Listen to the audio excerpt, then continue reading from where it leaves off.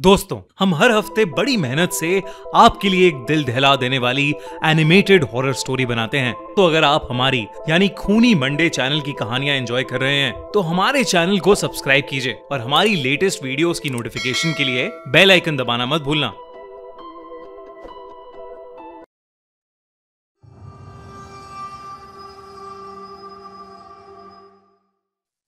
गर्मियों की छुट्टियों का एक अलग ही मजा होता है। स्कूल बंद होता है और मस्ती करने का फुल टाइम मिलता है। ये कहानी भी ऐसी ही एक समर वेकेशन की है। 1998 की बात है।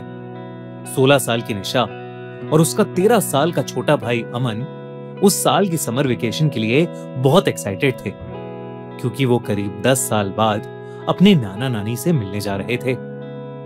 उनके नाना नानी शिमला हिल स्टेशन के पास एक छोटे से गांव में रहते थे। एक पुराना सा खेत वाला फार्म हाउस, जहां कभी भी लाइट चली जाती थी। पर अमन और निशा बहुत एक्साइटेड थे। ये पहली बार था जब वो अपने पेरेंट्स के बिना ट्रैवल कर रहे थे। एक लंबा सफर तय करके उनकी ट्रेन शिमला में रुकी। स्टेशन पर सिर्फ वो दोनों ही उतरे। उतरते ही उन्होंने अपने नाना नानी को देखा और बैग्स उठाकर उनकी तरफ दौड़ पड़े। नाना नानी बिल्कुल वैसे ही लग रहे थे जैसे उनकी यादों में थे, बस अब थोड़े कमजोर हो गए थे। उस समय तेज धूप पड़ रही थी और काफी गर्मी थी, लेकिन उसके बावजूद उनके नाना नानी ने शॉल ओढ़े हुए थे। उनकी आंखों में एक अजीब सा खालीपन था। चेहरे पर मुस्कुराहट तो थी, लेकिन बहुत ही नकली सी। लेकिन अमन और निशा का ध्यान इन चीजों पर गया ही नहीं। वो तो अपने नाना नानी से मिलकर बहुत खुश थे।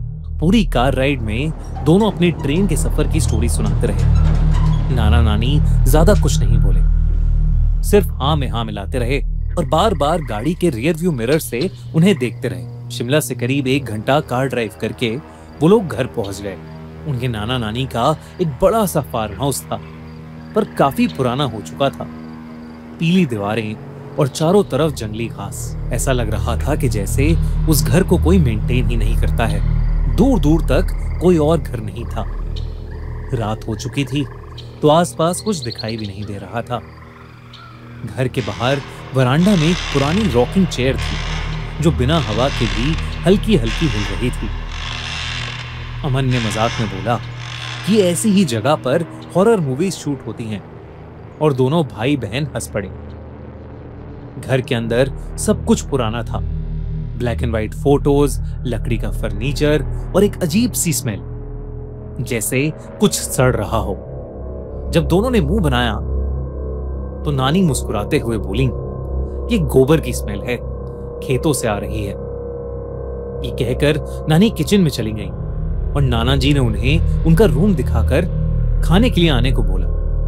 उनका रूम काफी बड़ा था, पर खिड़की से सिर्फ अंधेरा और लंबी घास दिख रही थी। थोड़ी देर बाद नानी ने खाने के लिए बुलाया।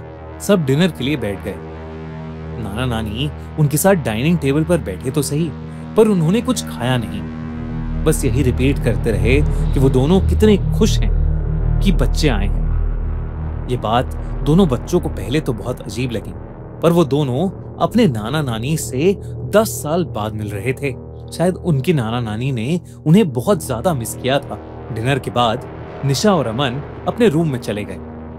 थोड़ी देर बाद नाना जी कमरे में आए।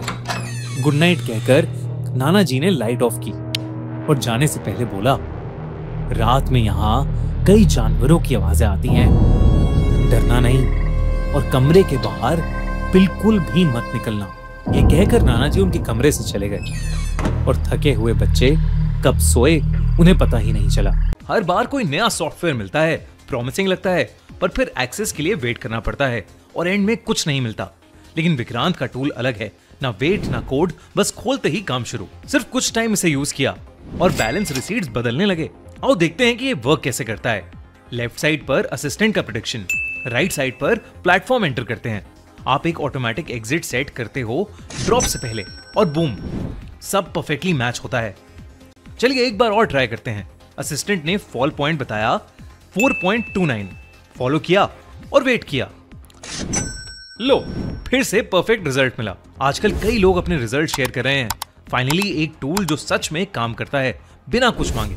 अगर आप भी देखना चाहते हो तो नीचे लिंक फॉलो करो, विक्रांत के चैनल से जुड़ जाओ और असिस्टेंट खुद यूज करके देखो। इंस्टेंट एक्सेस, नो डिले, जब तक अवेलेबल है तब तक ट्राई जरूर करो।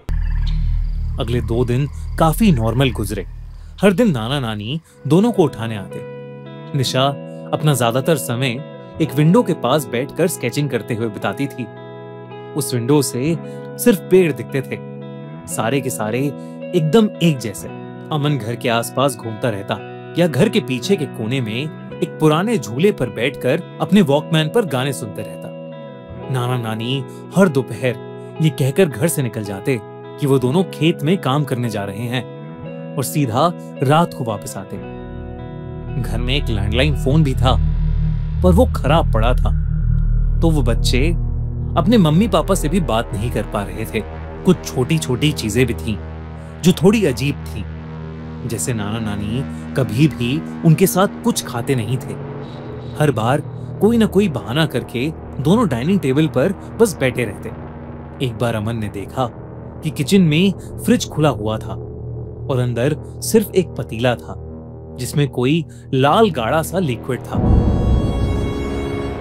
जब उसने पूछा तो नानी ने सिर्फ इतना कहा कि वो एक पुरानी फैमिली रेसिपी है और वो जोर जोर से हंसने लगी।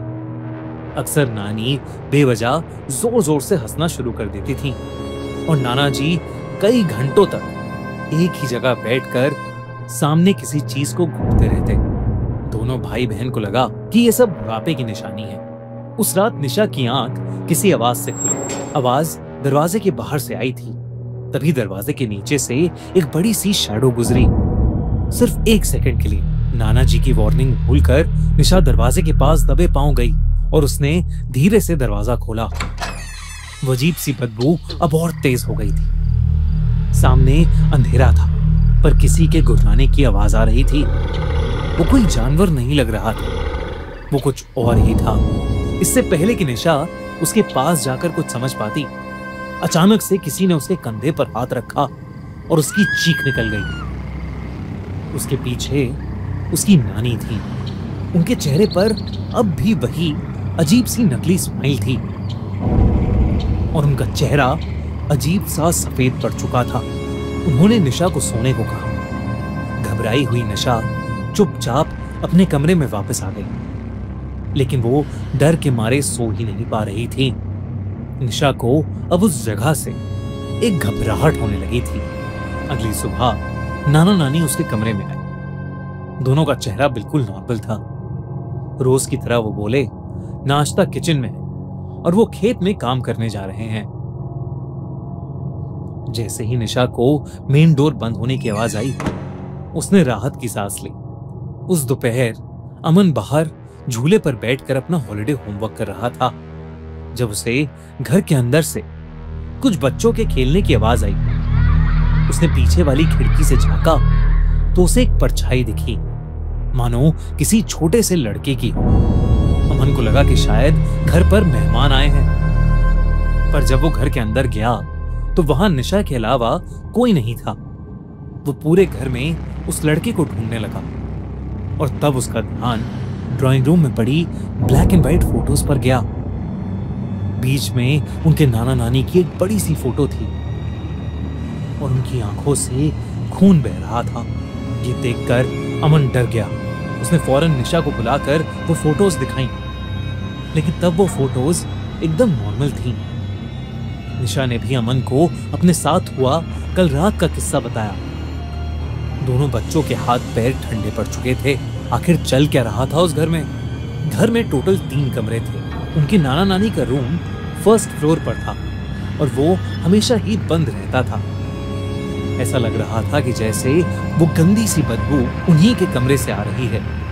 उन दोनों ने किसी तरह चाबियों के गुच्छे से चाबी ढूंढकर वो कमरा खोला। दरवाजा खोलते ही उन्हें एक बहुत ही गंदी स्मेल आई। अंदर बेड पर 2 सड़ती हुई बॉडीज पड़ी थीं। दोनों अपना मुंह ढककर थोड़ा और पास गए तो निशा ने देखा कि एक बॉडी के गले में वही लॉकेट था जो नानी पहना करती थी। निशा के पैरों तले जमीन खिसक गई। वो समझ गई कि ये लाशें उनके नाना नानी की हैं। पर अगर ये लाशें उनके नाना नानी की हैं, तो वो कौन हैं जिनके साथ वो रह रहे हैं? दोस्तों, ये था इस कहानी का पार्ट 1। इसका पार्ट 2 देखने के लिए सब्सक्राइब करो हमारा चैनल खूनी मंडे और देखो अगले हफ्ते कि इस कहानी में आगे क्या होता है। और हाँ, अगर वेट नहीं हो रहा तो tune in to the horror show by Khooni Monday podcast on Spotify पर इसका पार्ट 2 ऑलरेडी लाइव हो चुका है। उसकी लिंक डिस्क्रिप्शन और पिन कमेंट में। अगर आप भी देखना चाहते हो तो नीचे लिंक फॉलो करो, विक्रांत के चैनल से जुड़ जाओ और असिस्टेंट खुद यूज करके देखो। Instant access, no delay. जब तक अवेलेबल है तब तक ट्राई जरूर करो।